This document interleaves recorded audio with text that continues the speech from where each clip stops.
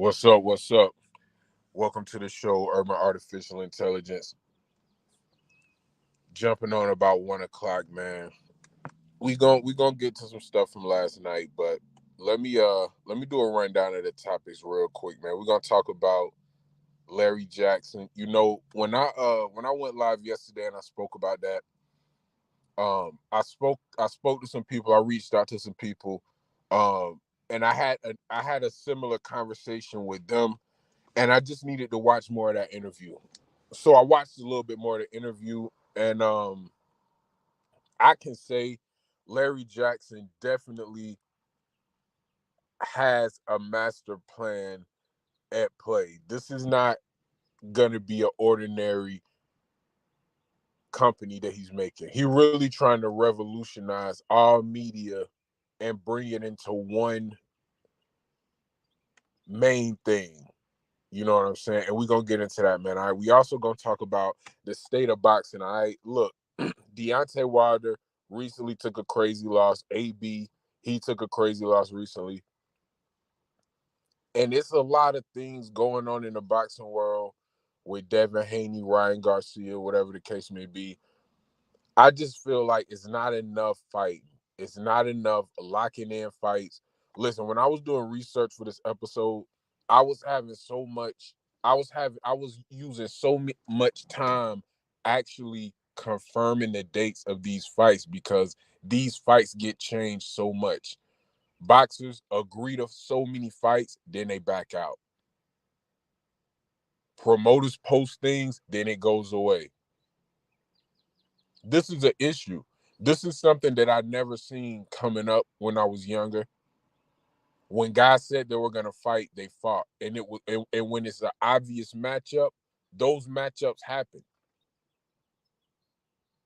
There wasn't a 5 or 6 year wait in between seeing great fighters. They fought immediately. They fought at their peak.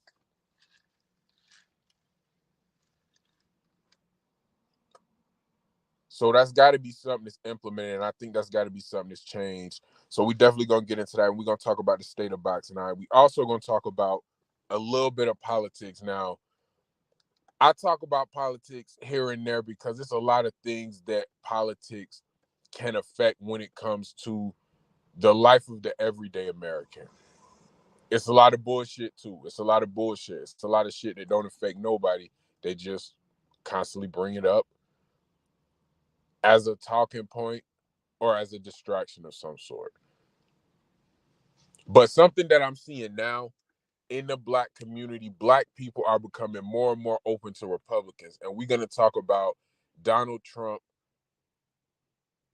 His issues with law enforcement is appealing to black people. Let me just say that. That's a talking point for black people. Should it be? That's up for you to decide. But that is something that black people feel they identify with. A lot of people feel like this is a witch hunt for Donald Trump. A lot of people feel like what he does as the president, as a politician, other people do it too. It's not really a big deal, but they're specifically trying to lock him up for a reason. A lot of black people feel that way. Now, I'm not saying I do. This is a strategic thinking media platform. So we talking about how a lot of people feel. We talking about the thought process that make the big gears move. So we seen Chef G and Sleepy Hollow endorse Donald Trump. What was that, y'all? Do you think that was a strategic move? Is that why we talking about this on the platform? We're gonna get into that, man. We're gonna talk about, excuse me, we're gonna talk about Donald Trump and how it looks like to me, black people are more receptive to his message, and it even seems like some of them, dare I say, are starting to buy into it. All right, we're gonna get to that, okay? And another thing we're gonna talk about is a weird story. Let me not say it's weird. I'm not a designer. I'm not a fashion guru. I'm not gonna say this is weird. This could be a regular practice, but The jeweler, I think Ben Baller. I'm going to double check that, but I think it's Ben Baller. Ben Baller allegedly said that Nigo owned knockoff Bape factories. Now, I'm going to have to double check the resources. I don't know who this interview was with. Obviously, I seen the video. I'm not sure who the guy was. Maybe later in this episode or in another episode, we'll shout him out if we can. But who was this person, Ben the Baller, for you to volunteer that information, if it's true? Even if it's not true, what made you say that? I really need to find the pre-question before that to make you reveal that information. I think they were just talking about knockoffs in general, or they were either just talking about Bape in general. Ben Baller, why would you reveal that, man? Did Nigo do something to you to make you reveal that? I don't know. Because it just seemed like it was volunteer information. But maybe this helps. I could be wrong. This could be, or I'm not saying it was right or wrong for him to say it. I just want to know what made him say that. Because I feel like nobody even considered that. So for him to come out of the blue and say that, I don't know, man. But we're going to talk about that. We're going to talk about knockoffs, specifically Bape knockoffs. But think about that. If you getting the knockoff brand from the CEO of the real brand, is it a knockoff? Why is he doing that? Is it a money thing? Is it a control thing?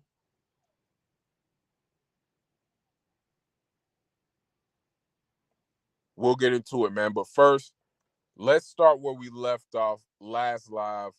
Or not where we left off, but one of the topics that I spoke on, the Joe Budden and Drake Gamma Records issue.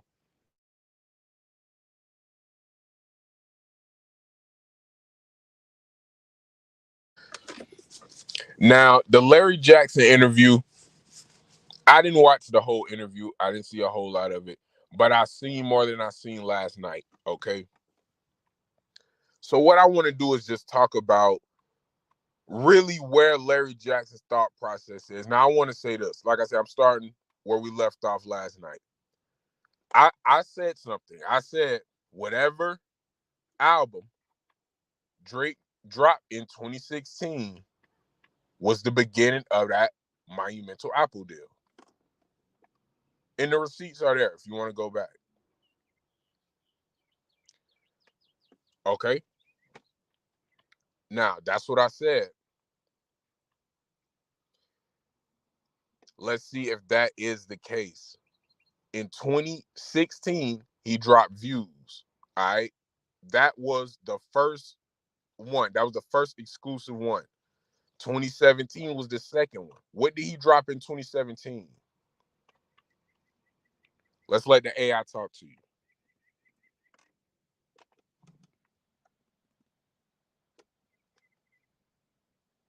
In 2017, Drake released the mixtape titled More Life. Although marketed as a playlist, it's often referred to as a mixtape. The project features a diverse Pay range of attention to genres, that. including R&B, dancehall, grime, trap, and Afrobeats. Notable tracks include Fake Love, Passion Fruit, Free Smoke, Portland, and Glow. It debuted at #1 on the US Billboard 200, earning 505,000 album equivalent units and breaking several streaming records.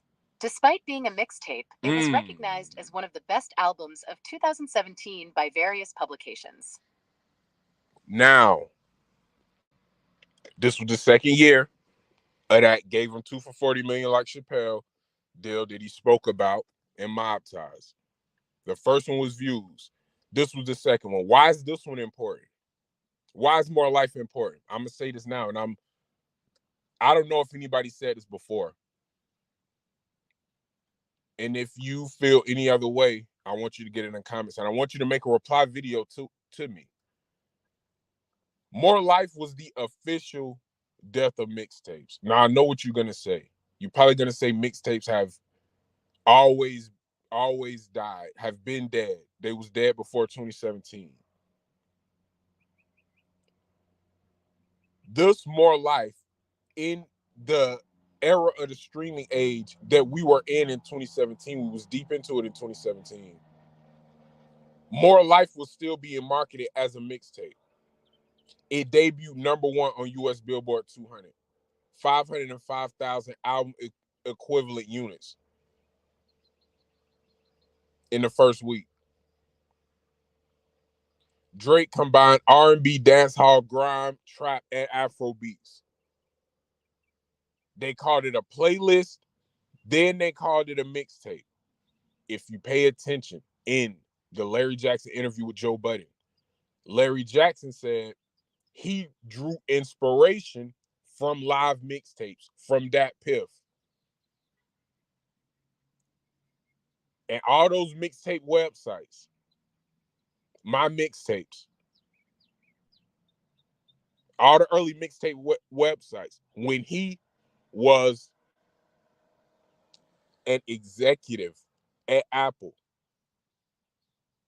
he was watching these mixtape entities and he was watching these mixtape sites and he was planning on how to get money from them. Okay, he's seen people getting free music and he thought in his mind, how can we charge people for this? Because there are still people who are being sampled that aren't getting paid from this. And these mixtape websites have hundreds of thousands of downloads. So people like the product.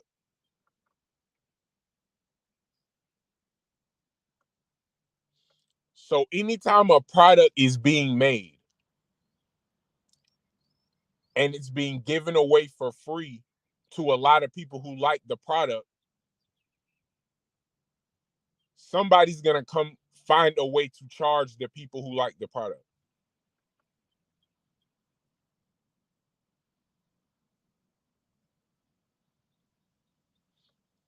This is why More Life was the official death of the mixtape, because the person who throughout his career, let me not say throughout, but during a certain part of his career was engineering the fall of it, in a sense. I'm not saying whether that's good or bad. That was his vision. And Gammon could be the next great thing for artists. I don't know. But I'm just talking about up to this point.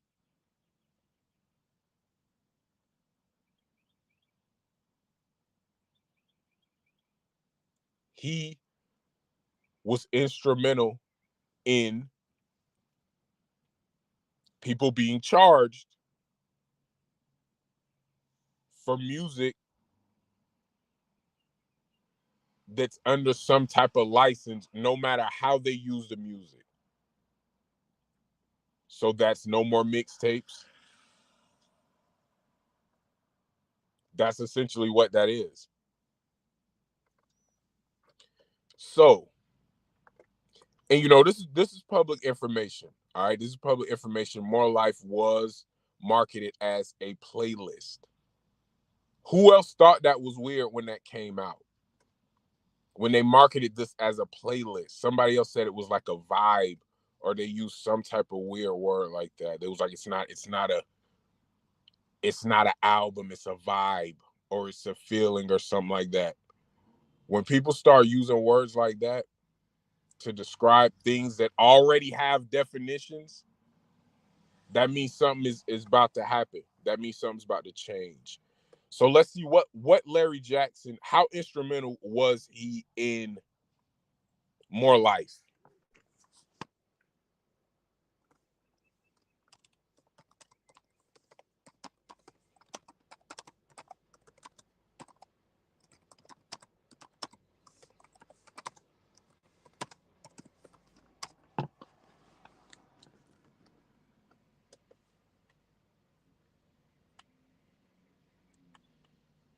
All right, let's see.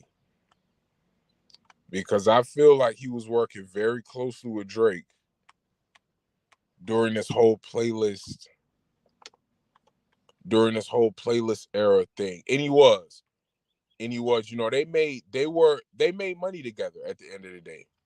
They found a way, they found a number to agree on. And you know, the more I hear Larry Jackson talk in that Joe Budden interview, these numbers that he gave to Drake were based on projections.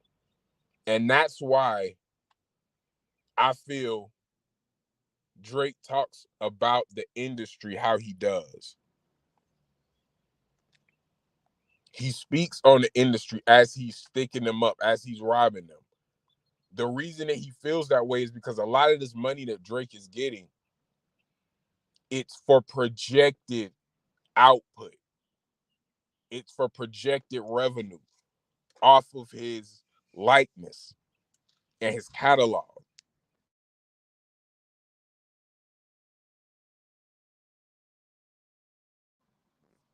He's getting paid for things he hasn't even done yet. He's getting paid because he's so used to producing that he is in a position to be paid before he produces based on his production in the past.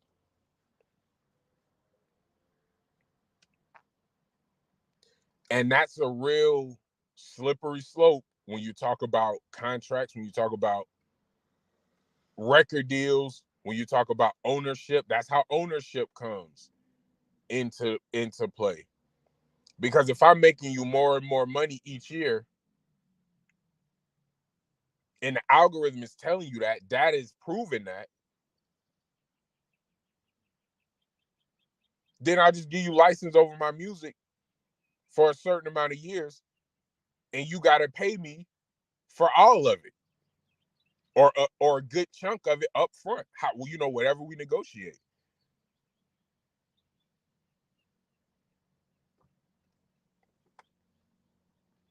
That's something that was happening. That's something that was happening.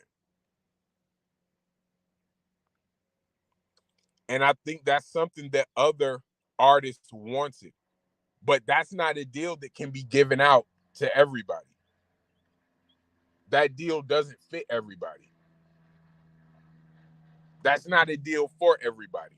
A label can't survive giving that deal to everybody. Only a few people are going to get that deal.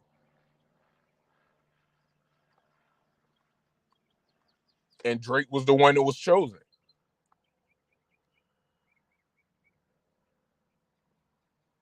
First, he did it with Views, then More Life. So here we go. Let's see. Drake's More Life was indeed an Apple Music exclusive for a limited time. When it was released in 2017, it was initially available exclusively on Apple Music for the first 2 weeks. However, after that exclusivity period, it became accessible on other platforms as well, including Amazon Music. The mixtape, often referred to as a playlist, features a diverse blend of genres and includes tracks like Fake Love, Passion Fruit, and Free Smoke. There you go right there. Playlist mixtape. This is the blurring of the lines that Larry Jackson is doing. Not saying whether it's good or bad. I don't know Larry Jackson. I know he's a good businessman. And you know, if a businessman is executing his plans, you can't really say whether it's good or bad because it's good for him. He put himself in a position to do that. He was able to get to a point to where he could have somebody like Drake interested in Gamma Records. And that's where we're going to go to the next point. Why? Why did he get on Joe Budden's podcast? Or why did he do an interview with Joe Budden and say this? He could have kept this to himself. He basically got up there and talked about Drake more than he had to. Why?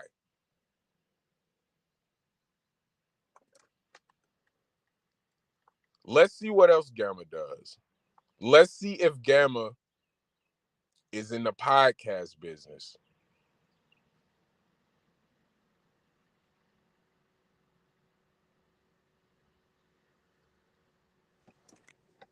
That could have a lot to do with why he's bringing this information to Joe Budden. Joe Budden has spoke about this before. Joe Budden has spoken about this before. And he knows, and Larry Jackson knows that Joe Budden feels like him and Drake are on a little bit more the evil side of this whole thing. So why do an interview with him? Let's see what their relationship is about. Certainly. Let's dive into the fascinating world of Joe Budden, Larry Jackson, and their intriguing connections. Joe Budden. Joe Budden is a multifaceted artist, known for his career as a rapper, songwriter, and podcast host. His influence extends beyond music, especially in the podcasting realm. His podcast, The Joe Budden Podcast, has become a significant platform for discussions on music, culture, and current events. Recently, he sat down with Larry Jackson, the former global creative director of Apple Music and current CEO of Gamma Records, to discuss various topics, including the music industry and cultural impact. Now I want y'all to go watch that interview, by the way. So go watch it for yourself. This is just what I got from it. And I'm not calling Larry Jackson evil. I'm not calling Drake evil. I'm a fan of both of those guys, and I respect both of their work. This is somebody attempting a monopoly on certain streams of the entertainment in the music industry. It just is what it is. Joe Budden's transition from a rapper to a successful podcast star showcases his adaptability and entrepreneurial spirit. Larry Jackson. Larry Jackson is a key figure in the entertainment industry. He played a critical role during his tenure at Apple Music, including striking a deal with Drake to stream his album Views in 2016. In 2023. So, there you go. That was Larry Jackson's idea. That was Larry Jackson's idea. He's the one that put that together. He was an instrumental player in that deal.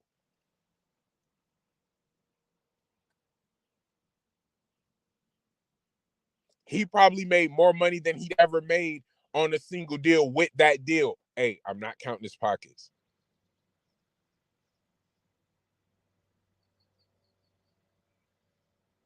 But this is a strategic thinking media platform. So we have to do some strategic thinking with the media. He was an essential player in that Drake deal with More Life. So, having said that, he knows the structure of this. This is going to be a reflection of Gamma, is what I'm saying. Because Gamma is his company. He has a partner, but he's the CEO. So, how this deal is set up with Apple, with Drake, that's going to be how Gamma is ran. Jackson co-founded Gamma Records, a multi-platform media company that produces music, fashion, movies, and merchandise. During an interview with Multimedia. Jackson made a bold claim. Drake's commercial value surpasses that of artists from the 70s, 80s, and 90s combined. He emphasized that this assessment... Let me stop that right there. He took back the 90s part.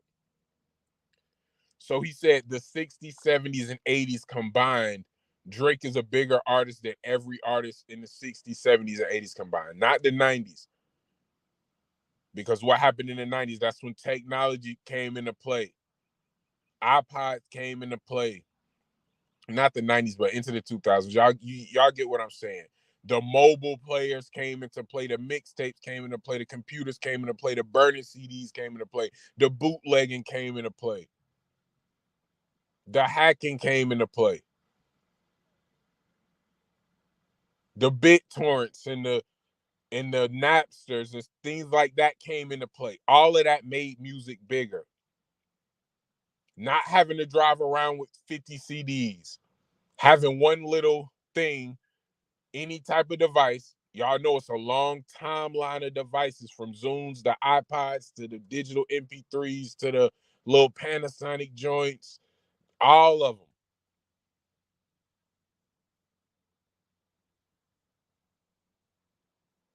So if you stepped in around that era, your numbers was going to be big. Now multiply that times 10 to where Drake came onto the scene. and how technology was at that point. That comment makes sense. Let's keep it going. Applies not to just one artist from those eras, but to all of them together. Gamma Records, backed by media giants like A24, represents artists such as Rick Ross, Snoop Dogg, and French Montana, the Avengers of media.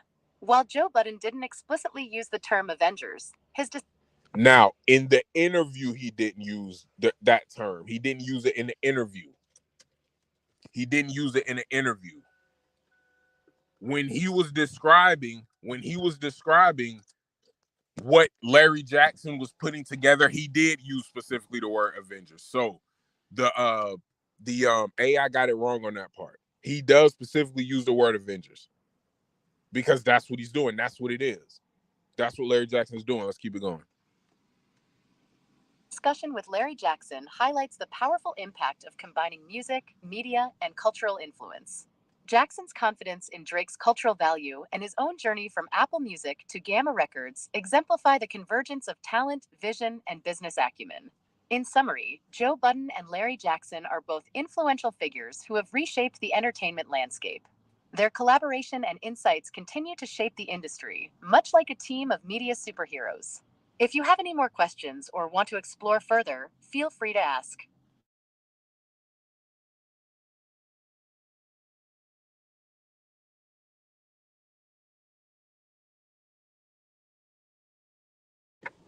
So there it is.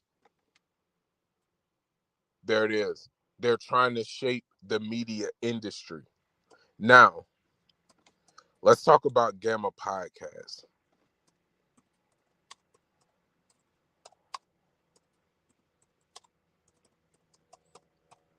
Because that's why he's telling Joe this information. He wants some type of deal with Joe.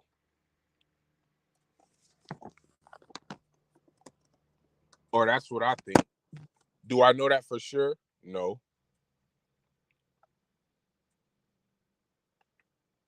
Does it make sense? Yes.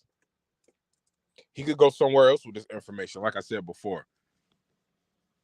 He could go somewhere else with this information. Why go to somebody who is already curious about your moves and feel like you're doing something with ill intentions towards other artists? Because that's basically what he's saying. He's basically saying this is a new way to jerk artists. Or that's what Joe Budden has alluded to. He didn't say that in the interview with him, but that's what he's alluded to in the past. And I know that's something that Larry Jackson has heard. And I know that Larry Jackson understands that, or I don't know if this is his opinion or not, but to me, it looks like Joe Budden may not want what's best for Drake, or may not really care about creating certain narratives, whether it's true or not. I'm not calling him a liar, no, but he's throwing, and he's saying that everything that he's saying is his opinion, and a lot of this stuff he hasn't proved, and I get that, and he's playing it safe by saying that. But at the end of the day, he has a huge platform. So things that he says are narratives or just conspiracy theories will generate legs when you get that many views, when that many people listen to what you have to say. All right, so let's take a look. And we're going to move on after this. I've been on this topic for a little bit longer than I wanted to. Does Gamma sign podcast?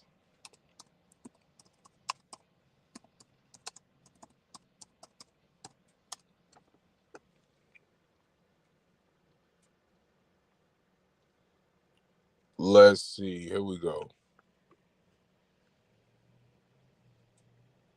Gamma Records, founded by former Apple executive Larry Jackson and record executive Ike Youssef in 2023, is an American media company that acts as an alternative distributor for multimedia content. It competes with major labels and has acquired the technology platform Vidya. Larry Jackson also launched Gamma as a one-stop shop media company that creates, distributes, and markets music, podcasts, and films. The company has podcast deals with Naomi Campbell and Shade Room founder Angelica Nwandu. Interestingly, there have been discussions about Drake's involvement with artists like Sexy Red, For Bats, and Bad Bunny, suggesting that he benefits from these collaborations on a level other artists can't. There you go. 4 bats in the discussion again. I'm not sure why people associate him with he's not in the light as much as the other people that was named in this. So I'm not sure where he fits in this, but it's questions about him too. Either way, Larry Jackson is using this. He's using these interviews to establish a better relationship with Joe Budden. That's what it is. He wants a deal. He wants both of these dudes at the same time, even though he know they don't like each other. They're not cool.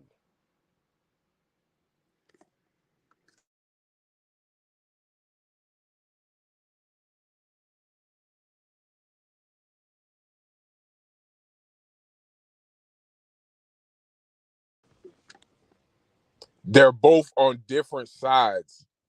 They're both on different sides of a narrative. Joe is supposed to be for the artist. That's the that's the type of situation that he believes in. Those are the causes that, or at least that's what he talks about. And he stated before, as I stated before, this isn't a favorable. This doesn't really benefit a lot of artists. Everybody else on Gamma Records, when you have an artist like Drake in that situation, they're probably not gonna. The potential for them isn't as great,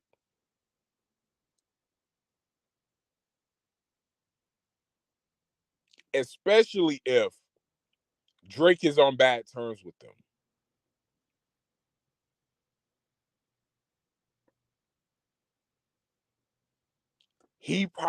Joe probably feels like that's too much power for artists to have over other artists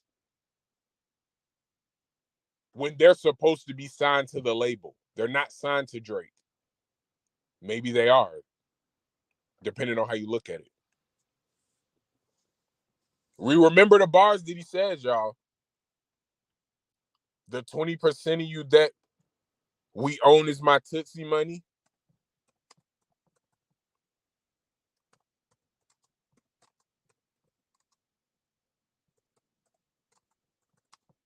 Tootsie is a strip club, by the way. Who's he talking about? Champagne poetry. The 20% of you that we own is my Tootsie money. Nigga, I'm wilding with your bread. You owe it to me. CJ grab racks out the bag and throw it to me. Let's see what Genius says about this. Who is this about?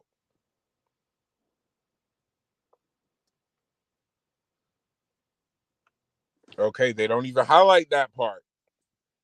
They don't even highlight that part. A lot of people feel like that bar is talking about this deal. I don't know if it's this deal. I feel like that bar could be aimed at the Weeknd or someone else who he's been doing business with before. But a lot of people feel like he's talking about this bar in Champagne Poetry. He's talking about this deal. One of these rappers, he owns 20% of them, which that's a lot. That's a lot.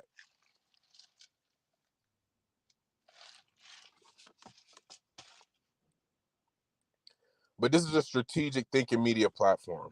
I want y'all to get in the comments. Let me know, what do y'all think Larry Jackson is going to do? What do y'all think Drake should do?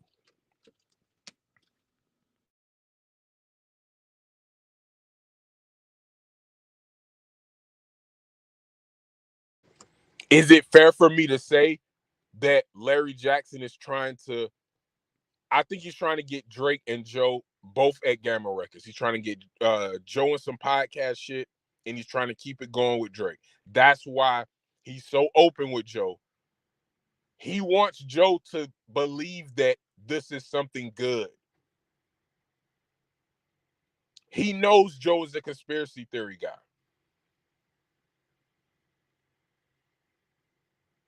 He knows that.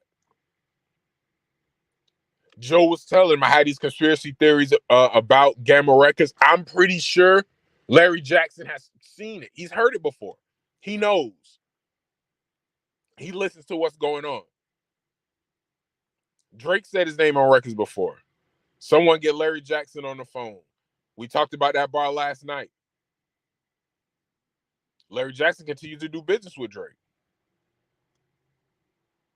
Drake has a history of calling out executives. They continue to do business with him, dropping executives' names in bars. I made content about that on the what Drake with the shit he was talking on Splash Brothers, talking shit to Lucian Grange. So we just gotta call it like it is, man. When Joe used that word Avengers, that this is it. Him, Drake, Larry Jackson.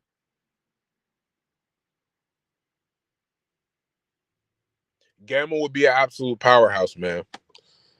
They would be a powerhouse if they were able to get Joe and Drake at the same time. And I feel like that is Larry Jackson's ultimate goal, man. But get in the comments, man. Let me know what y'all think. Let me know what y'all think about this. Remember what everything that I'm saying about More Life, the playlist. Remember where all that came from. Remember when the mixtape thing started to die. And remember the last time you heard mixtape. It was with More Life. It was Larry Jackson. It was Drake. It was Apple. So it is what it is, man. Now let's get into some boxing talk. Now, every now and then I'm gonna talk about boxing or sports, basketball, football, whatever. If you don't like that, you can just skip past this segment. I know everybody don't like talking sports. I know some people think talking about sports is boring. I don't. I enjoy talking about sports. So, at least every other episode, I'll be talking about sports until I can get enough subscribers and I can get a big enough audience. I have another sports page set up, and I'll be working over there. But I gotta get this channel up first. But boxing, look, Deontay Wilder. He had a fight recently.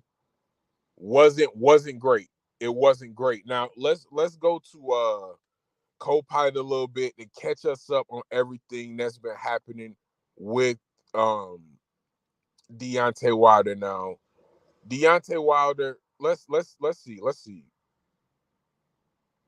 Should Deontay Wilder retire? I asked co-pilot, should Deontay Wilder retire? Let's hear it. Deontay Wilder's retirement has been a topic of discussion lately. Some fans and pundits have called for his retirement from boxing, while others believe he still has good years left. His father, Gary Wilder, suggests that Deontay should fire his current trainer, Malik Scott, and find someone he respects. However, there has been no official announcement about his future, and Wilder himself has mentioned considering retirement after accomplishing his goals as a world champion. Ultimately, the decision rests with him, and it'll be interesting to see how it unfolds in the coming days. All right, now before I even get into this, man, Deontay Wilder's a great fighter. He was extremely entertaining during, the peak of his career. He was one of the best top heavyweights. He was the top heavyweight for a while. So this is no slight to him. This is something that every athlete go through. The peaks and valleys of being a professional athlete. So let's get into a little bit more information about Deontay Wilder in case you don't know. Deontay Wilder has an impressive boxing record. Over his 15-year career, he has fought in 48 bouts, with 43 wins, 4 losses, and 1 draw. Notably, he secured the heavyweight world title once and successfully defended it in 10 fights. Defending it in 10 fights, that's definitely legendary numbers right there. Legendary fights for this man. So it's really nothing that you can take away from him, man. But let's talk about his last fight. All right. His last fight was not it. Okay. It was not the showing that I feel people expected from him. And let's just see, how was Deontay Wilder's last fight?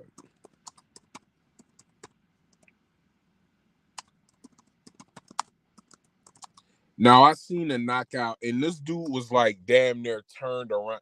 Listen, if you're boxing, you should obviously never turn your back. You should never turn your back.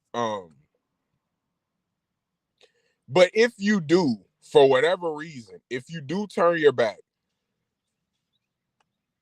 don't casually walk away. This nigga turned his back and was kind of like just casually walking away from the fighter. The guy's name is Zelly Zhang. I don't know too much about him, but we're gonna get into him anyway. But he kind of turned and kind of just walked away. And of course, if you boxing somebody and you turn around, I mean, they're probably gonna reach around and punch you in the fucking face if you're just walking in the opposite direction. And that's what happened. And I don't know what, because it was in the 10th round, I believe, and I'm looking this up, as we going to get more information on it. It was in the 10th round, I believe. So, and he was losing to that point. From the highlights I've seen, he was losing, but I didn't expect it to end that way from looking at the highlights. Obviously, I knew it was going to end because I heard about the outcome, but I hadn't seen anything until I seen a couple of lengthy clips, and he was losing the fight, but he was staying in there. I don't know what made him decide to turn around and just walk in the opposite direction. And I apologize about that. It wasn't the 10th round. It was a 5th round TKO. That's why I had to get these the facts up. All right. So here's a little bit of information about Deontay Wilder's last fight.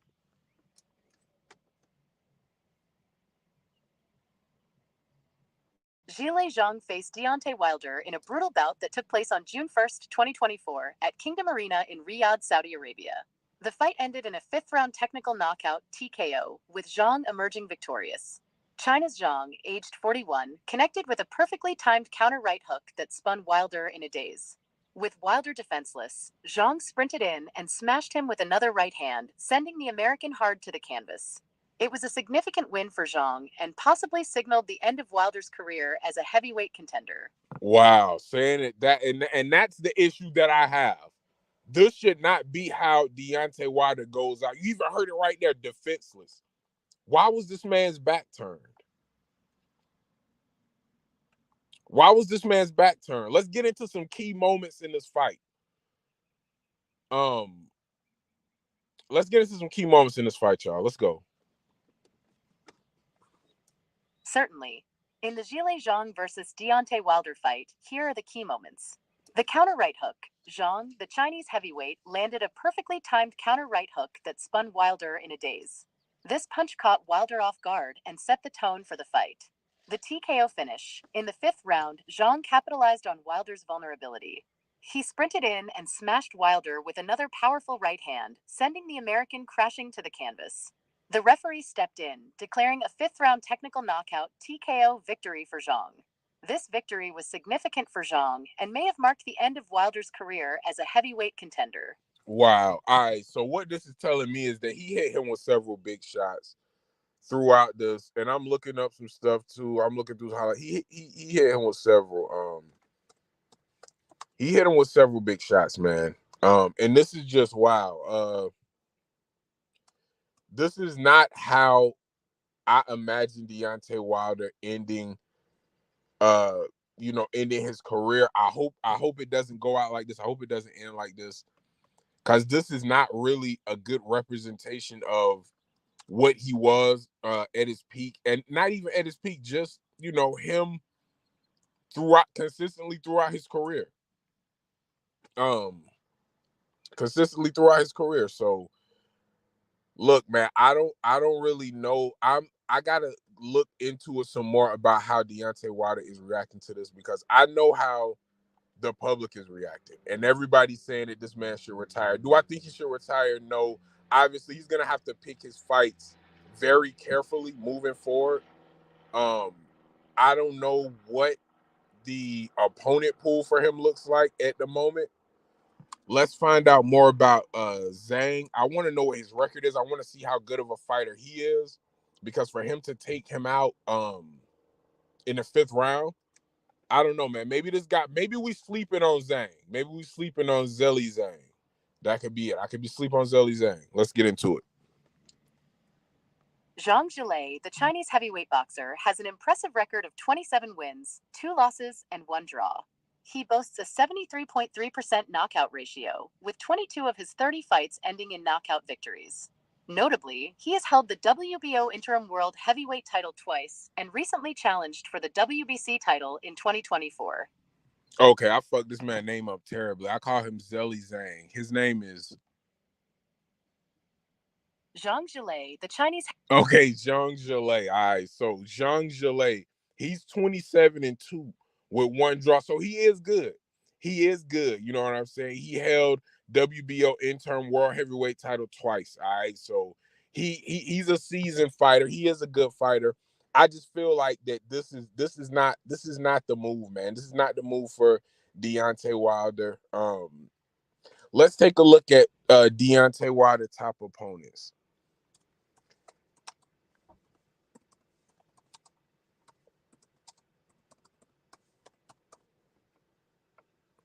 Cause let's just take a look back at his career. Cause he's had some challenges throughout his career. He overcame a lot. But let's get into it, man. Let's see what they got to say about his record.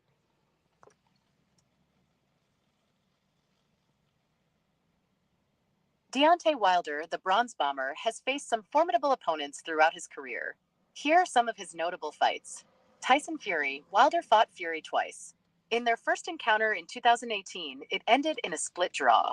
In the rematch in 2020, Fury secured a TKO victory in the 7th round. Luis Ortiz. Wilder faced Ortiz twice. In their first bout in 2018, Wilder won by TKO in the 10th round. Their rematch in 2019 also ended in a Wilder knockout victory. Bermane Stiverne. Wilder defeated Stiverne by knockout in the first round in 2017. Gerald Washington. Wilder secured a TKO win against Washington in 2017. Dominic Breazeale. In 2019, Wilder knocked out Breazeale in the first round. These opponents have contributed to Wilder's reputation as a powerful heavyweight contender. His future prospects include potential fights against Anthony Joshua, Andy Ruiz Jr., Probably not no more. Francis Ngannou, and Tyson Fury. Okay, now this is a little bit off. Some of the stuff that they said that was off. The majority of it was correct though. But yeah, he's not gonna. I don't know if any of these are going to be future opponents. Anthony Joshua, Andy Ruiz, Alexander Usyk, Francis Ngannou, Tyson. I don't see him fighting any of these guys. I mean, I don't know.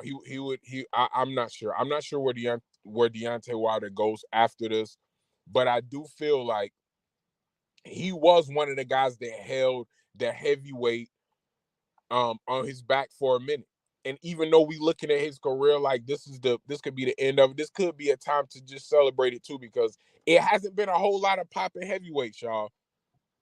It is what it is. It hasn't been a whole lot of popping heavyweights. The heavyweight genre or the heavyweight weight class has significantly diminished.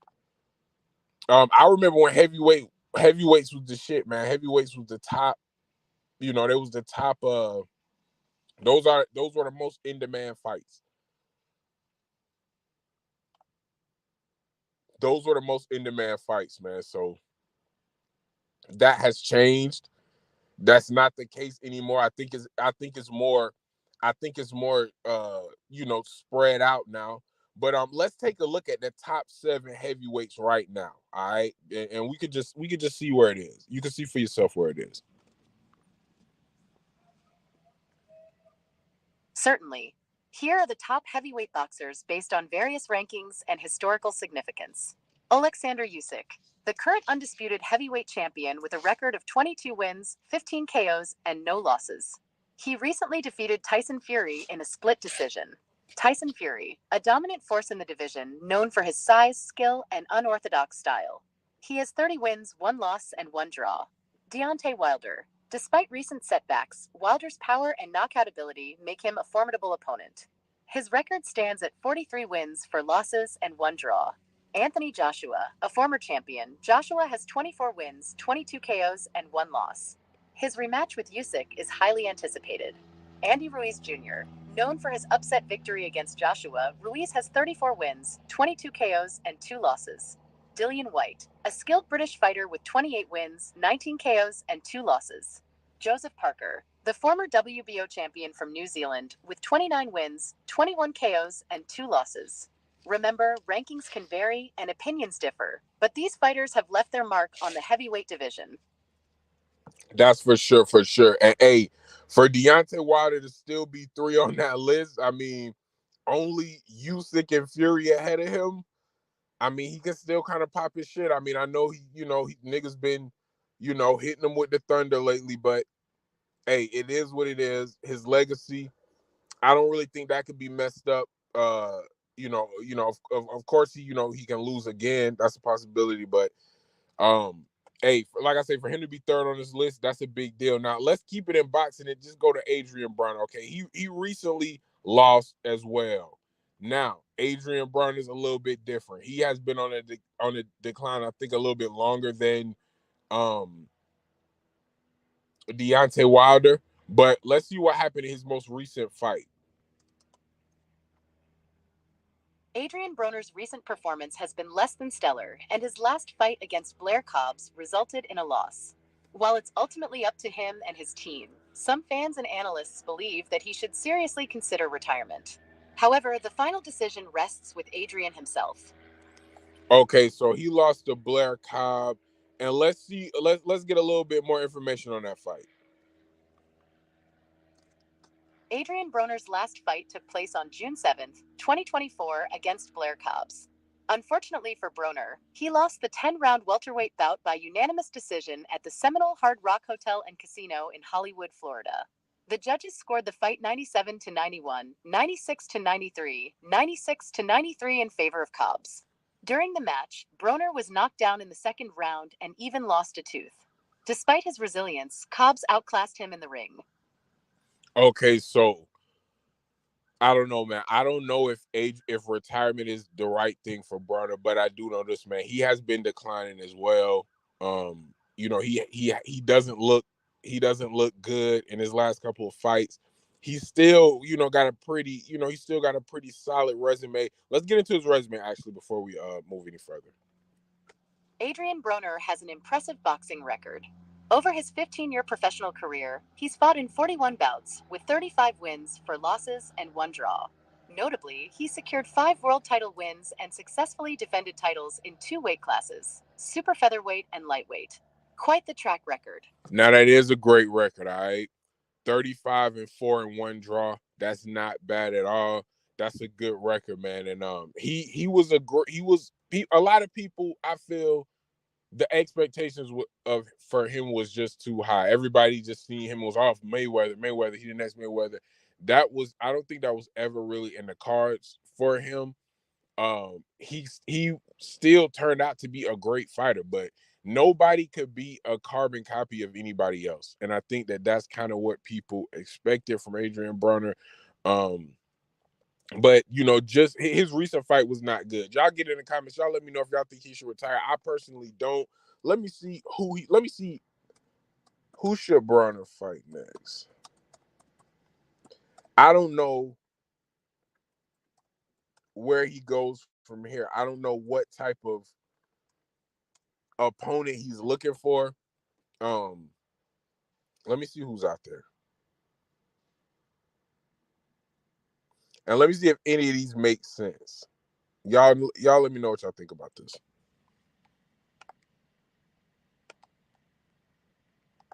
Adrian Broner's next opponent hasn't been officially announced yet, but there are several intriguing options for him. Some potential matchups include Jesse Vargas. A former world champion, Vargas would provide a tough challenge for Broner. Their clash could be explosive in the welterweight division. Danny Garcia. Garcia is known for his power and resilience. A showdown between these two would be a fan favorite. Keith Thurman. Thurman's skill set and experience make him a formidable opponent. A bout with Broner would be high stakes and captivating. Devin Haney. While Haney is a lightweight, a catchweight fight could be intriguing. His technical prowess would test Broner's abilities. Conor Benn, the rising star from the UK, has been making waves. A cross-continental battle could be electric. Ultimately, the decision rests with Adrian Broner and his team. Let's stay tuned for the official announcement. Okay. And this is actually a good list. Some of these guys aren't gonna fight him. I don't think Devin Haney, Danny Garcia, they're definitely neither one of them probably definitely aren't going to. But there's some other names on here that could be possible. But at the end of the day, man, he just lost, and it depends on what he wants to do. If he's going to not be ready, if he's gonna not be in shape, then it's pointless. So we gotta wait and see. We gotta wait and see how he takes this loss. All right, how he digests it and what his next plan should be. All right, Conor Ben versus Adrian Bronner. That kind of sounds a little bit interesting. Let's see what co-pilot got to say about Conor Ben.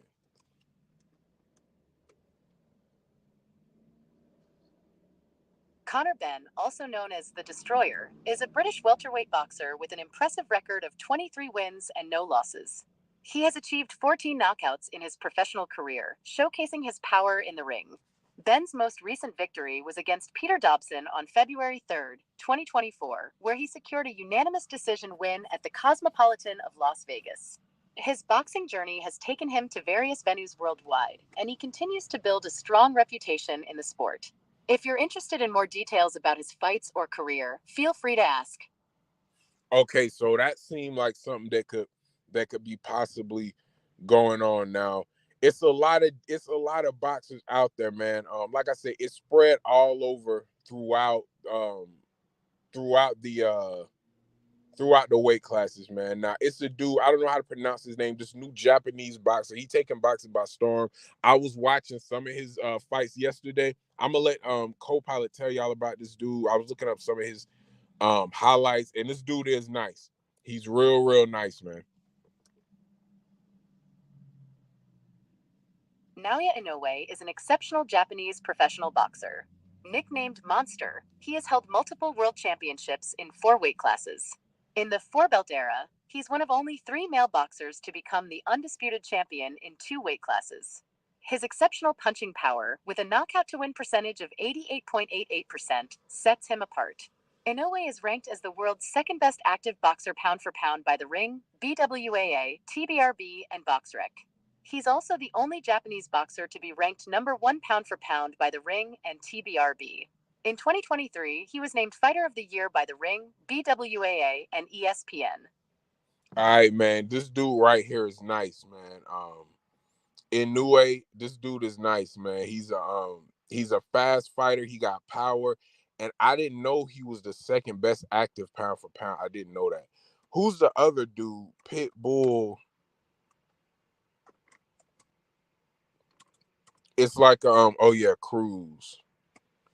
This is another young dude, man, who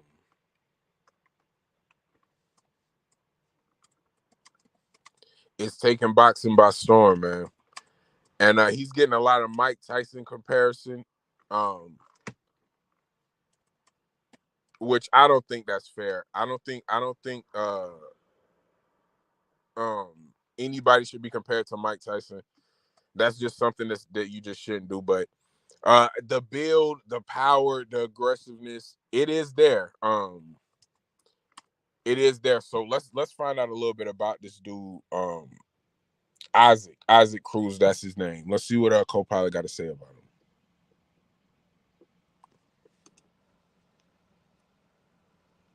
Isaac Pitbull Cruz's boxing record currently stands at 26 wins, 2 losses, and 1 draw.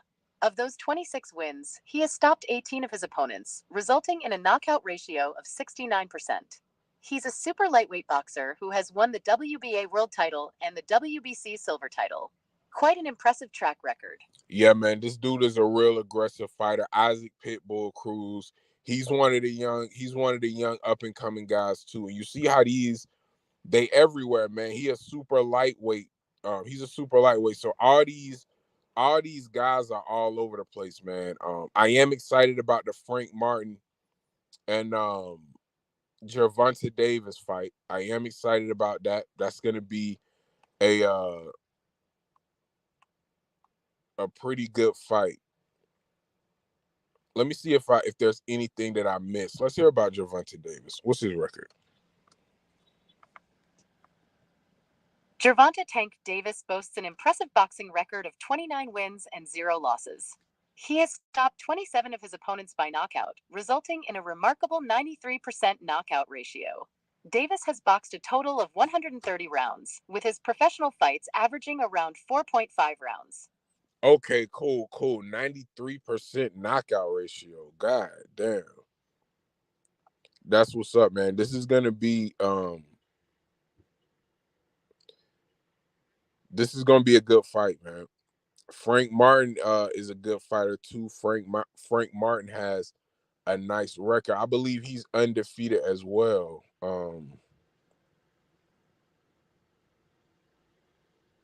Let's get some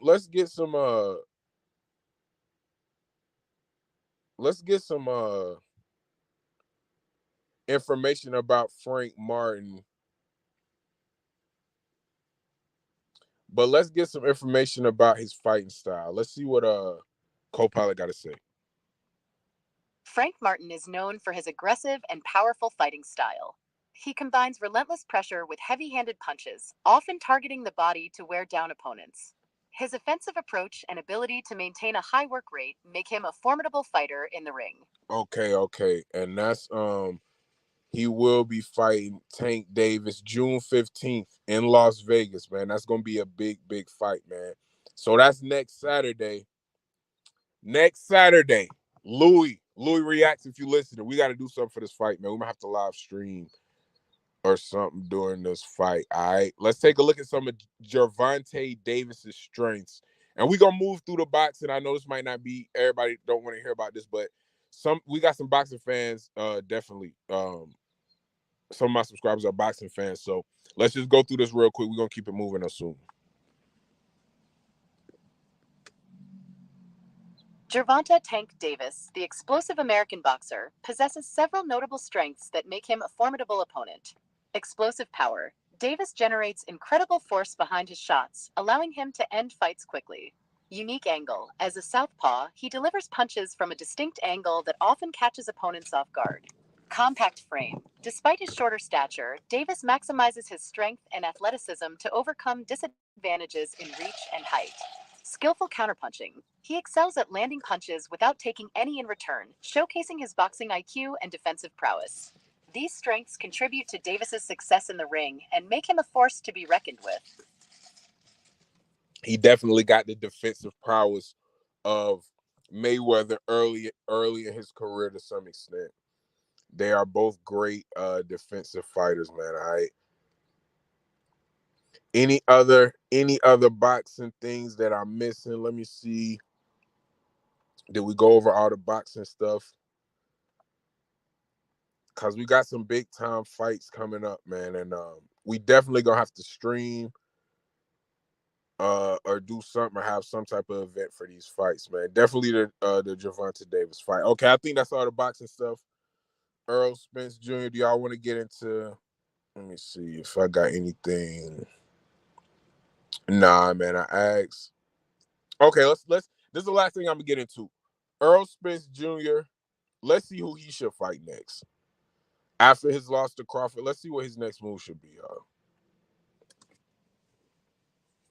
Errol Spence Jr. doesn't currently have a fight scheduled, but some potential future opponents include unified welterweight champion Terence Crawford, Keith Thurman, Jermall Charlo, unified super middleweight champion Canelo Alvarez, and Tim Tszyu. His last fight was against Terence Crawford on July 29, 2023, which he lost. If you're a fan of boxing, keep an eye out for any upcoming announcements. Definitely some good fights there. I don't know a lot about the dude Tim Tszyu, but I've been researching him. Here go a little bit of stuff about him. He a Russian Australian. Tszyu, the Russian Australian professional boxer, boasts an impressive record of 24 wins and 1 loss. Among those victories, 17 were achieved by knockout, while 7 were via decision. His last fight was against Virgil Ortiz Jr. on August 3rd, 2024. I don't know why they put future things. That's something that they gotta fix. That's a glitch or something. But I think we done with the boxing. Let's get into, and I don't want to spend too much time on the politics side of things, but we gotta address this. We gotta talk about this. I spoke about it on a live before. I think it got deleted because I was playing some music.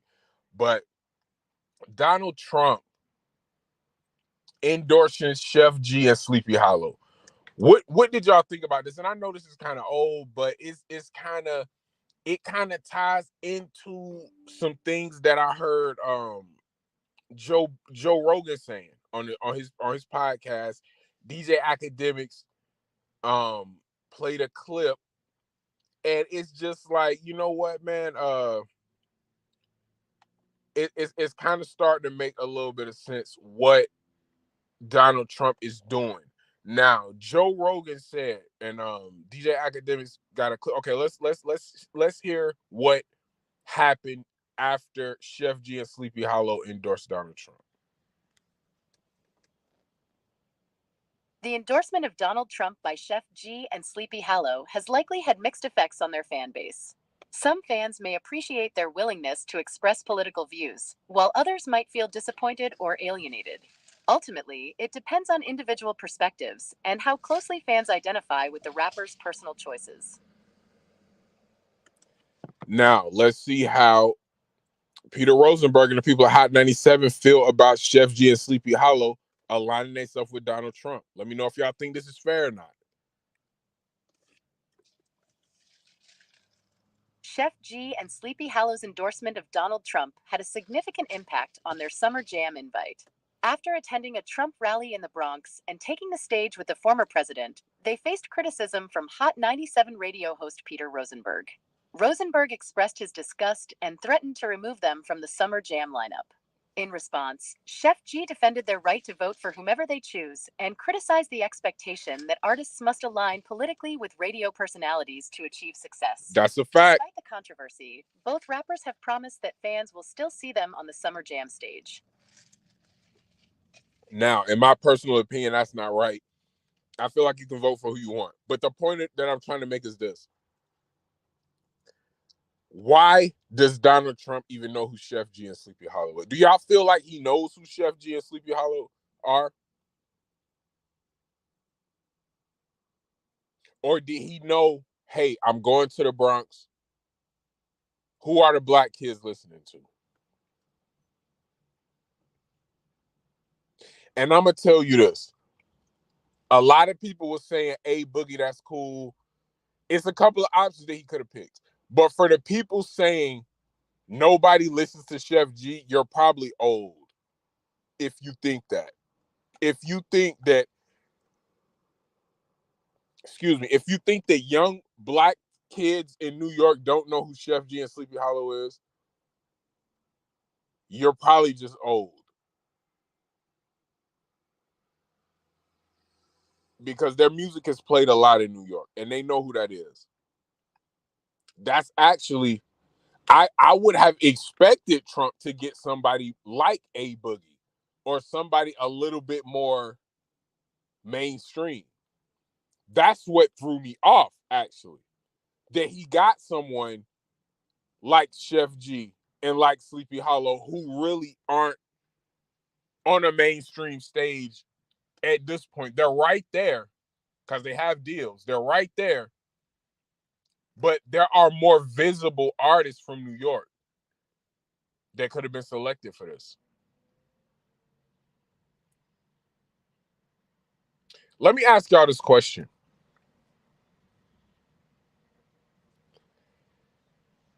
Do y'all think Donald Trump is aware of Chef G and Sleepy Hollow legal issues?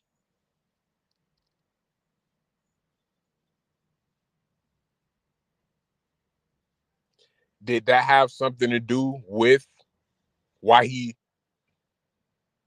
chose them to endorse him, or why they chose to endorse him, or however it went?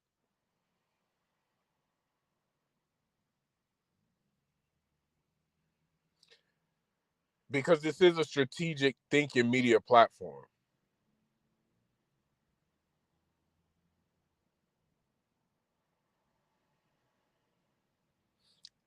And Donald Trump having his legal issues, is he aligning himself with other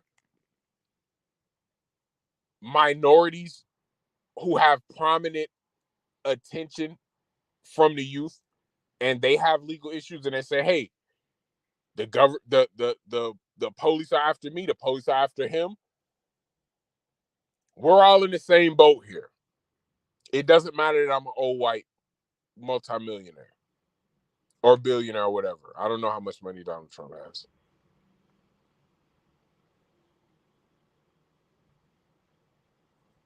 Either way, did he strategically select Chef G and Sleepy Hollow? There were other options.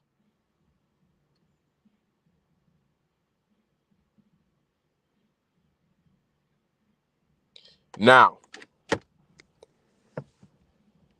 Joe Rogan recently had some comments about Donald Trump and how he appeals to black people now that he's a felon.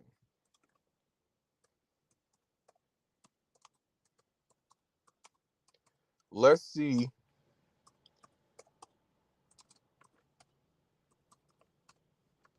if Microsoft Copilot is going to pull this up. It brought something back.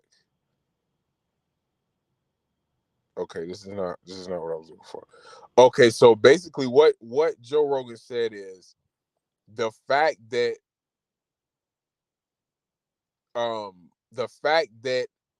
Donald Trump has felonies, he's going to appeal to black people more. Now, let me ask this question before I get into it. Are more black people, do you see, and I would imagine I have a mostly black audience because it's hip hop and I'm black, but my platform is open for all races. I want input from all races. Do you feel like black people are more accepting to Donald Trump and Republicans in general? And I know I spoke on this yesterday, but this is something that I'll probably speak on up until the debate, which we're going to get to a little bit later. And that is going to be very important to watch both these goofy dudes. And they both have a lot of goofiness in them. But we need to see them debate each other, and that's going to tell us a lot. But back to the point. Are black people are getting more into Republicans? Let's see what Copilot got to say.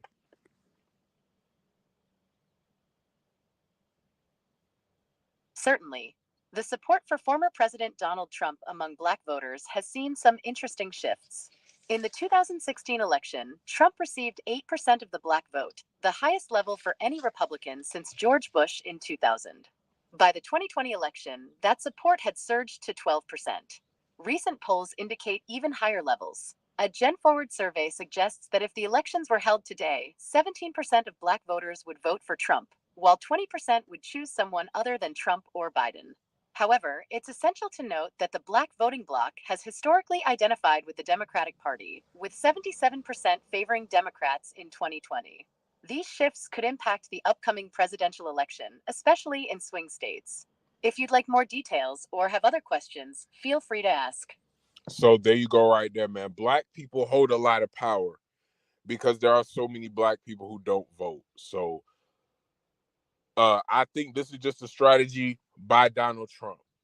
Getting Sleepy Hollow, getting Chef G, and endorsing them now. Are black people moving toward Republicans? I think so. I would say probably so.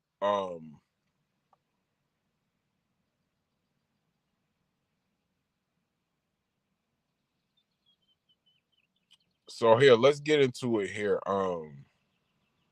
Let's see, and this is what Joe Rogan had to say. Here we go. Joe Rogan has opined that the 34 felonies Trump has been charged with are disproportionate and unfair in relation to the transgression itself. He believes this is due to corruption within the current ruling political party in the United States, the Democrats, which has always had an antagonistic relationship with Trump. Additionally, Rogan mentioned that many rappers are showing support for Trump now, given his felony conviction, as they perceive him as being trapped by the system, echoing themes often found in their lyrics. Wow. Okay, so I do see that being an angle. I'm not gonna lie. I see how that could appeal to black people. Now, Is it right? Is it accurate? I don't know. I'm not any type of moral judge. I feel like politicians politicians aren't morally sound anyway. If you ask a politician something, they're gonna say whatever is the right thing. Literally, whatever is politically correct. That's what that term came from, or that's what that term means to me. Something that a politician is gonna say. They're gonna say whatever you want to hear at the moment.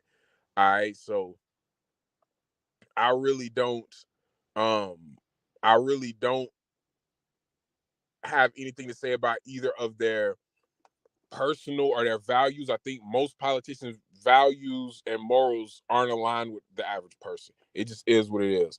But talking about why Black people are shifting to Trump and Republicans, let's see. Let's see what Copilot says.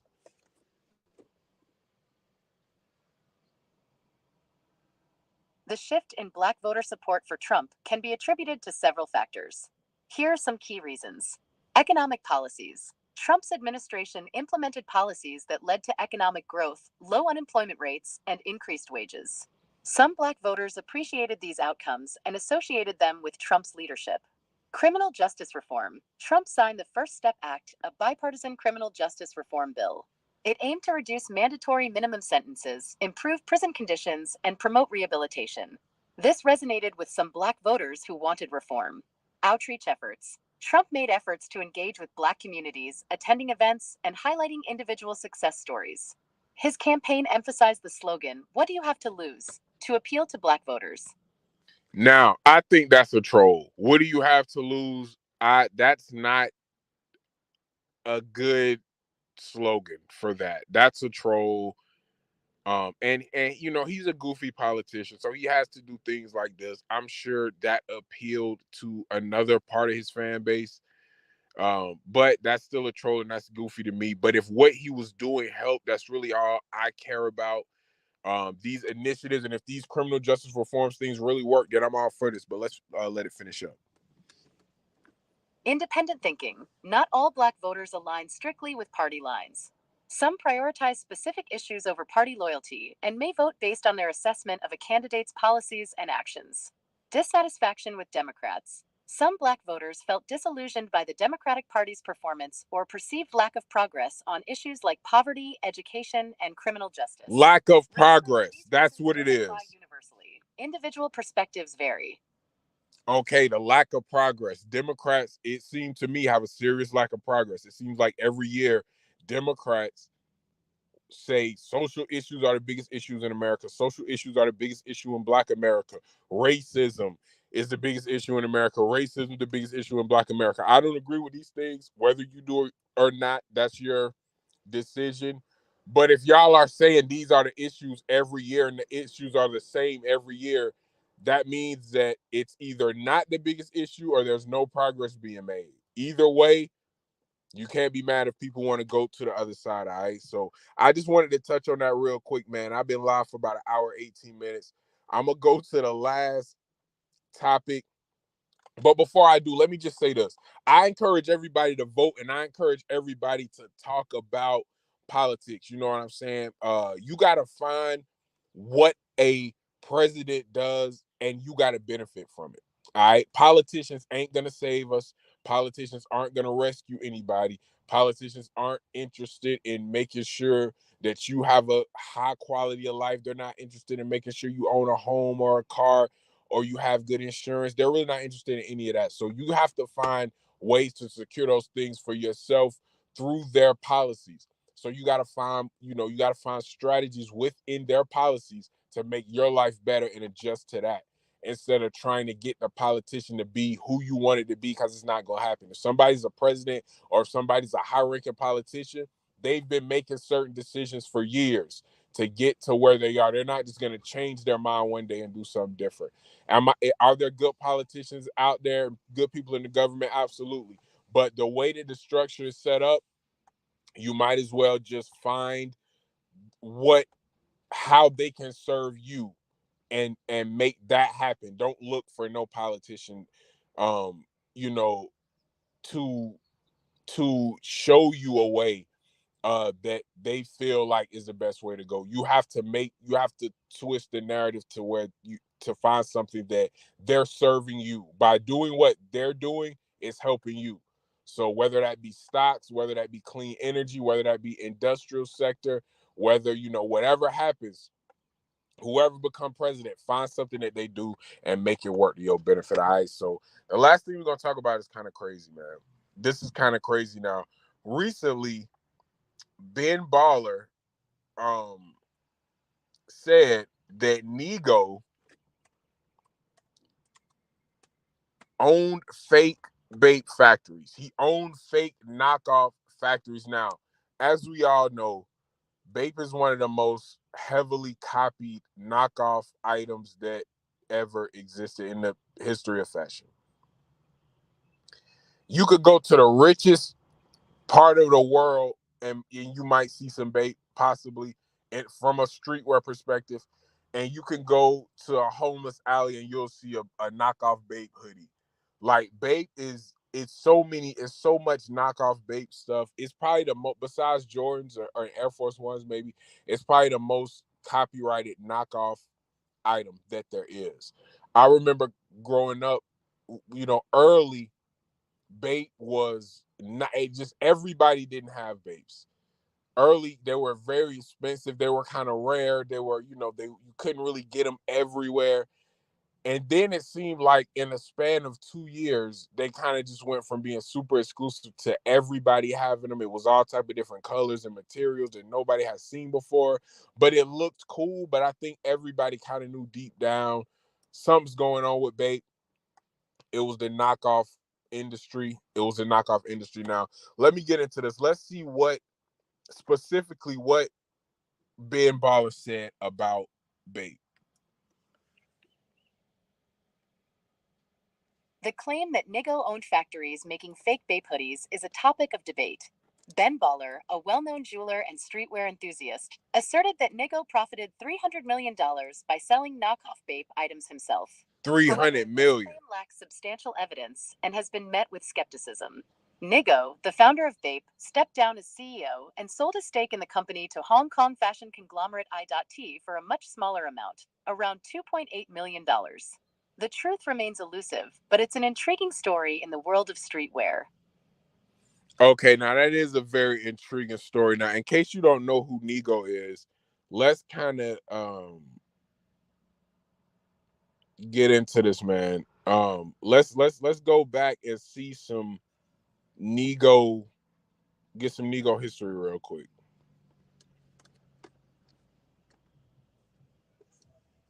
Nigo, whose real name is Tomoki Nagao, is a Japanese streetwear designer, entrepreneur, and music producer. He is best known as the founder of A Bathing Ape, Bape, a popular streetwear brand. Here are some key points about Nigo's role at Bape. Founder and creative director, Nigo founded Bape in 1993. As the creative director, he played a pivotal role in shaping the brand's distinctive aesthetic, which includes bold graphics, camouflage patterns, and iconic designs like the shark hoodie. Design influence. Nigo's design sensibilities heavily influenced Bape's success. His unique blend of street culture, hip-hop, and Japanese pop culture resonated with fashion-forward youth globally. Collaborations. Nigo spearheaded numerous collaborations with artists, musicians, and other brands. These partnerships elevated Bape's visibility and contributed to its cult following. Notable collaborations include projects with Pharrell Williams, Kanye West, and Adidas. Business ventures. Beyond Bape, Nigo has been involved in various ventures. He co-founded the streetwear brand Human Made, which focuses on vintage-inspired clothing. He also worked on projects related to music, art, and collectibles. Legacy. Nigo's impact extends beyond fashion. His influence on streetwear culture and his ability to bridge high fashion with street style have left an indelible mark on the industry. Remember, Nigo's journey involves more than just Bape. His creativity and entrepreneurial spirit continue to shape the world of fashion and beyond. Now, so he basically started Bape. He's the founder of Bape. So for him to, be the own, fake knockoff Bape whole factories, that's crazy. And for Ben Baller to say that he made 300 million off knockoff Bape is crazy. How would that work? And to pose the question that I asked prior, because I remember when fake, like when fake stuff surfaces, when it started becoming a lot of fake Jordans, fake this, fake that, you run into these people who say, well, they're made in the same and it would kind of just allude to, well, they're made the same way, they're made with the same material. This was something that I never understood, and it's something that I never really put much stock into when people would say that. Now, is this situation different? I don't know. I don't even know if this is true. But when people used to say things like, well, the knockoffs are made with the same material as the real ones, I'm going to keep it real with y'all. Early in my teenage career, I bought knockoffs. I learned very quickly that they're very different from the real ones. Knockoff Air Force Ones are different from the real Air Force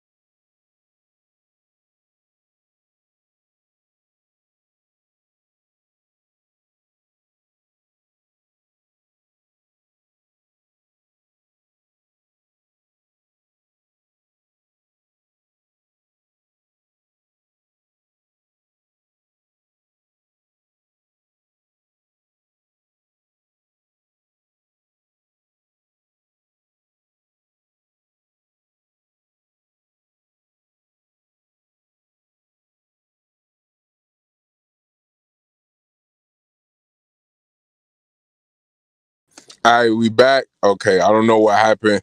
I got a call, but as I was saying, the fact that Nigo could have possibly owned 300 million, uh, made 300 million off knockoff Bape is crazy, but it was everywhere, and that's not a real far-fetched idea. I was trying to do some research and look up some stuff to see if that was normal.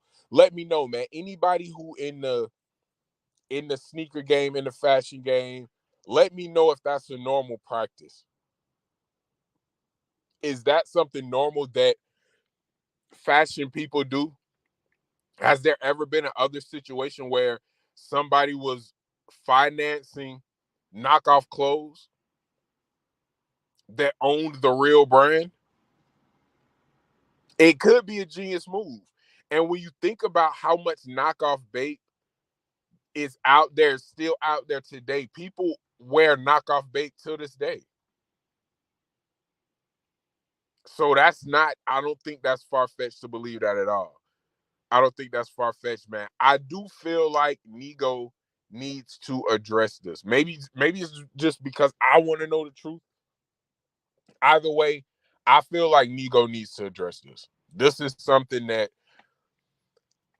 it's gonna be crazy. But back to what I was saying. I was just saying I was someone who wore fakes. I can count on my hands the amount of times I wore fakes. I bought them and they just didn't hold up. Early in my teenage years, they just didn't hold up. And you would wear fakes, and in 2-3 months the shoes would look really worn down, and that's a sign of fakes as well. When you have a shoe that you bought it less than a year but it's super creased. If it's a Bape, or if it's a designer shoe and it looks really dirty really easily or really quick, those are usually knockoffs.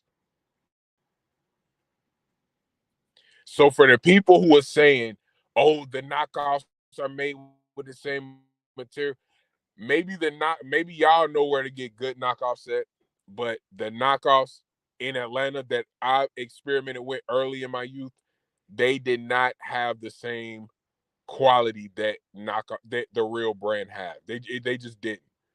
If you buy Jordans, if you buy Nikes, those shoes stay together for the most part for years. It takes a whole lot of wear and tear to run those shoes in the ground, especially certain ones. It takes long for them to get creases. If these shoes are getting creases in 6 and 7 months, they're probably knockoffs. And again, I was trying to see if this is a common practice, because there is this is just hearsay. All right, this hasn't been proven. This is just what Ben Baller is telling us. Now, where he got that information from, I don't know. Why he decided to share it, I don't know. Maybe he feels a certain way about it. I don't know, man. But I just thought that was something interesting to look at, and it just shows kind of, because the knockoff culture got out of control. It really got out of control. It was so far removed from just replicas of shoes that it got out of hand. And to think that the leader of one of the most legendary streetwear brands, Bape might be the most famous legendary street. I mean, am I miss? Let me. I don't know. I can't definitively say that right now, but it's in the top three, and that's just off the top of my head without me thinking of any other brands. It's in top three streetwear brands. So for the owner of a clothing line that's in the top three of streetwear brands, producing $300 million, making $300 million off fakes, off knockoffs of his own brand, that's insane. That's insane. And why did he end up selling Bape for $2.8 million? Is that not odd to y'all? Why? And I'm gonna have to look deeper into this. We might have to do a part two later today or tonight. But I'm gonna have to look deeper into this. Why did he sell Bape for $2.8 million? I'm pretty sure Bape makes more than $2.8 million a year right now.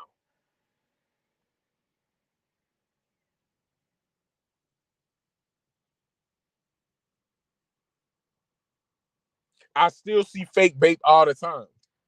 I still see real Bape all the time. Before we go, let me see. Let me see.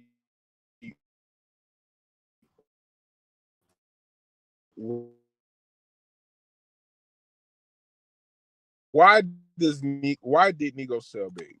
Correct. And for $2.8 million. I'm gonna be looking for follow-ups of this story. I'm gonna see if Nigo says anything. I'm gonna say, because if this is true, other people know this. If he owned a whole factory, $300 million he made, supposedly, according to Ben Baller. If that's the case, other people know. If it's a lie, other people know.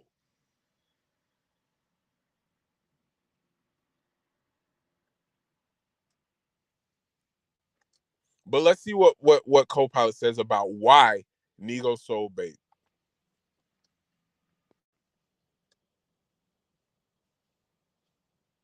Nigo, the founder of a bathing ape, Bape, stepped away from the brand he created after 20 years.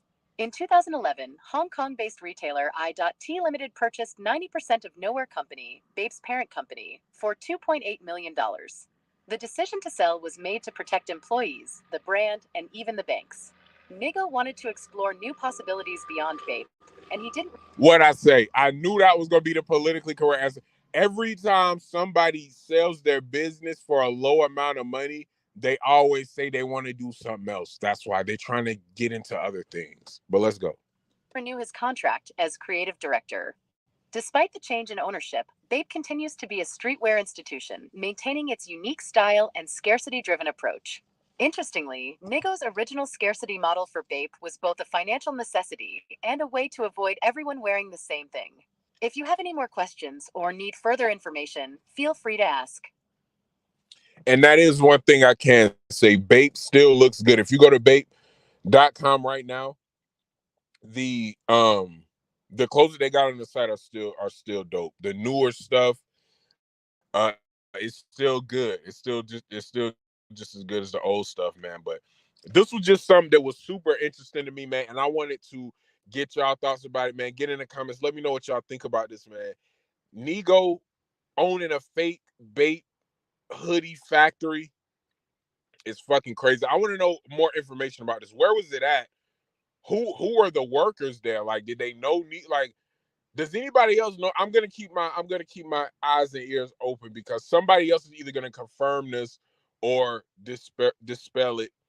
Either way, this was a big operation. Other people knew what was going down. Other people knew what was going on. All right, so I'm gonna wrap this show up, man. Let me just say this, man. This is strategic thinking media platform.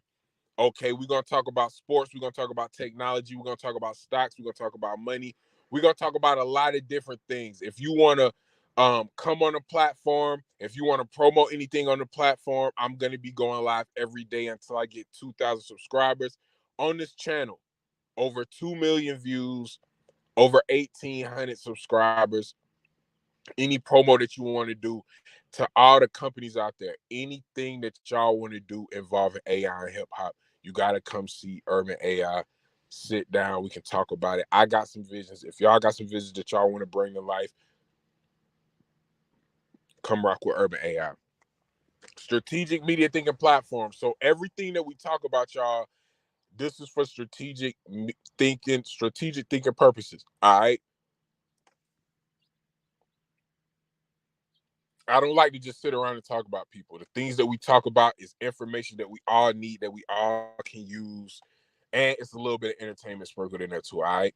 So I'm probably gonna be going live again tonight. I'm gonna tap in with the boy Louis Reacts. Probably will be going live again tonight. Thank y'all for watching the show. Like, share, subscribe. Get in the comments. It's the weekend. I might go live 3 times today, man.